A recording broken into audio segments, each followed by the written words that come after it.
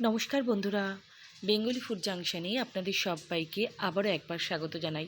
আশা করি সবাই ভালো আছেন, সুস্থ আছেন। আমিও ভালো আছি।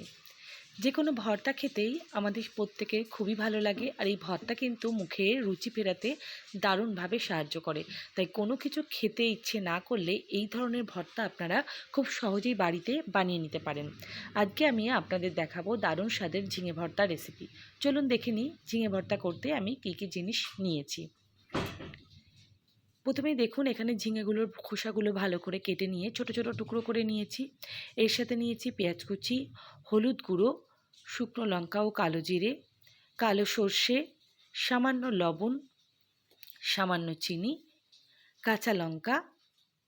ব্যাস, খুব অল্প উপকরণেই দারুণ স্বাদের ঝিঙে ভর্তার রেসিপি খুব সহজেই তৈরি হয়ে যাবে। প্রথমে একটি কড়াইতে জল গরম করে তাতে সামান্য লবণ দিয়ে আমি কেটে রাখা ঝিঙেগুলো এর মধ্যে দিয়ে দেব। তারপরে আমি ঝিঙেটিকে খুব সুন্দর করে নরম করে নেব। আজকের এই রেসিপি যদি আপনাদের ভালো লেগে থাকে তাহলে লাইক, কমেন্ট ও শেয়ার করতে একদমই ভুলবেন না। আর আমার চ্যানেলে নতুন হয়ে থাকলে চ্যানেলটি সাবস্ক্রাইব করে পাশে থাকা বেল বাটনে চাপ দিয়ে দেবেন। তাহলে আমি যখনই কোনো নতুন রেসিপি দেব আপনারা খুব সহজেই দেখে নিতে পারবেন। দেখুন ঝিঙেগুলো নরম হয়ে গিয়েছে। এবার একটি চিমটের সাহায্যে ভালো করে জলটি চিপে চিপে আমি এর মধ্যে তুলে নিয়েছি। তারপরেও কিছু জল থাকা একটি ছাঁকনির মধ্যে হাতার পেছন দিয়ে আমি যতটা জল ছিল সেগুলো ভালো করে বের করে নিচ্ছি। ঝিঙে বাটায় কিন্তু এটি খেয়াল রাখতে হবে, একটু জল থাকলে কিন্তু ঝিঙে বাটাটি ভালো হবে না। এরপর পুরো জল বের করে নেওয়ার পর ঝিঙেটি আমি শিলনোড়াতে ভালো করে বেটে নিচ্ছি। এর মধ্যে দিয়ে দেব ঝালের পরিমাণ অনুযায়ী 4 থেকে 5টি কাঁচা লঙ্কা, হাফ চামচ মতো কালো সর্ষে ও সামান্য লবণ দিয়ে ভালো করে আমি বেটে নিচ্ছি। সবার কাছে অনুরোধ রইল ভিডিওটি পুরো দেখার, তাহলে আপনারা রেসিপিটি ভালো করে বুঝতে পারবেন।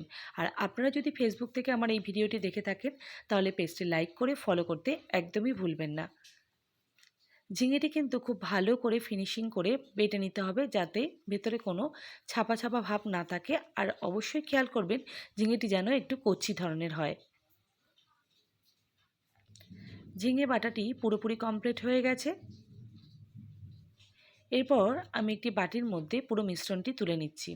অন্যদিকে কড়াইতে আমি অনেকটা পরিমাণে সর্ষের তেল দিয়ে দিয়েছি। যে কোনো ভর্তাতেই একটু তেলের পরিমাণ কিন্তু বেশিই লাগে। দিয়ে দুটো শুকনো লঙ্কা ও কালো জিরে ফোড়নের জন্য দিয়ে দিয়েছি। ফোড়নটি একটু সুন্দর গন্ধ হলে এর মধ্যে আমি কেটে রাখা একটি বড় সাইজের পেঁয়াজ দিয়ে দেব। ভর্তাতে পেঁয়াজ রসুন ছাড়া ভর্তা ঠিক জমে না, তবে আজকের এই ভর্তায় আমি শুধু পেঁয়াজই ব্যবহার করেছি, রসুনটি দিইনি। এরপর পেঁয়াজের মধ্যে আমি সামান্য নুন ও সামান্য হলুদ দিয়ে পেঁয়াজটি ভেজে নেব।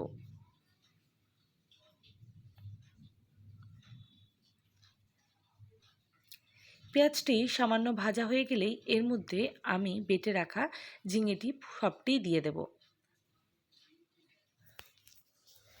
এরপর এর মধ্যে ভালো করে আমি মেশাতে থাকবো।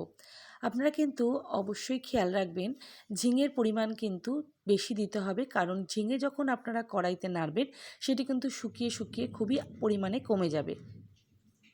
এরপর দিয়ে দেবো স্বাদ অনুযায়ী নুন, চিনি ও হলুদ। এই ঝিঙে বাটাটি একটু ঝাল মিষ্টি টাইপের হয়, তাই আপনারা ঝালের পরিমাণ এবং মিষ্টির পরিমাণ নিজেদের টেস্ট অনুযায়ী দিয়ে দেবেন। এরপর গ্যাস মিডিয়াম টু লো করে বারে বারে খুন্তির সাহায্যে আমি ঝিঙেটাকে নাড়িয়ে নেব, যাতে এর মধ্যে যে অতিরিক্ত জল ভাব রয়েছে সেটা টেনে যায়। আপনারা দেখতেই পাচ্ছেন পুরো ঝিঙের জলটি টানা হয়ে গিয়েছে এবং ঝিঙেটি বেশ শুকিয়ে দারুণ হয়ে গিয়েছে। ঝিঙে ভর্তা পুরোপুরি রেডি হয়ে গিয়েছে। আশা করি আজকের এই ঝিঙে ভর্তার রেসিপি আপনাদের সবারই ভালো লেগেছে। সবাইকে ভিডিওটি দেখার জন্য অসংখ্য অসংখ্য ধন্যবাদ। সবাই ভালো থাকবেন, সুস্থ থাকবেন। শুভরাত্রি।